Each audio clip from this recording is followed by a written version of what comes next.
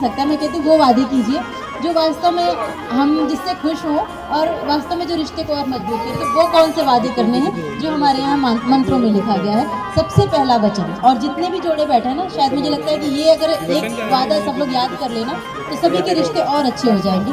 सबसे पहला वचन दे रहे हैं कि हम दोनों जीवन भर कभी भी एक दूसरे का वाणी के द्वारा अपमान नहीं करेंगे, कभी भी गलत लैंग्वेज यूज नहीं करेंगे। तीसरा वचन दे रहे हैं, कोई भी डिसीजन लेंगे जो भी रिश्ते के लिए, परिवार के लिए जो भी अच्छा है वो मानेंगे, चाहे फिर वो श्रेया का हो चाहे आपका हो, है ना।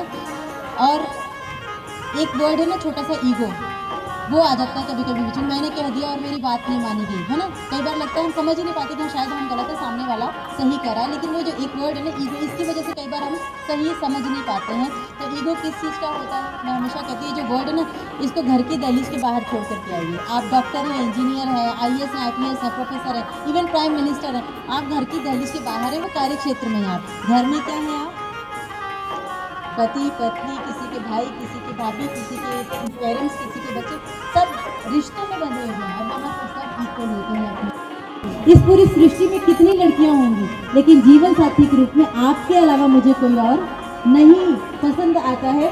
आप ही सबसे श्रेष्ठ है मेरे जीवन की, मेरे घर की, मेरे सौभाग्य की, लक्ष्मी के लिए आप ही सर्वश्रेष्ठ हैं। आप भी अपना राइट हैंड उनके हाथ में देंगे। अंगूठा भी श्रेया आप अंदर कर लेना। चलिए, श्रेया भी वचन दे रहे हैं कि जैसे आपने इस पूरी सृष्टि में जीवन साथी के रूप में मुझे चुना है, वैसे ही मैं मेरे जीवन की, मेरे परिवार की सौभाग्य के लिए आपको इस पूरी सृष्टि में जीवन साथी के रूप में चुनती हूँ। हम दोनों मिलकर के अब गृहस्थ की गाड़ी को आगे बढ़ाएंगे और गृहस्थ जीवन में साथ मिलकर के आगे चलेंगे। अमोहमस्मि सात्वं सात्वमस्य मोहम् सामाहमस्मि दुःखं द्यौरहं पृथिवीत्वं तावीव विवहावहै सरितो दधावहै प्रजां प्रजनयावहै पुत्रान् विन्दावहै बहून्ति सन्तु जरदष्टयः।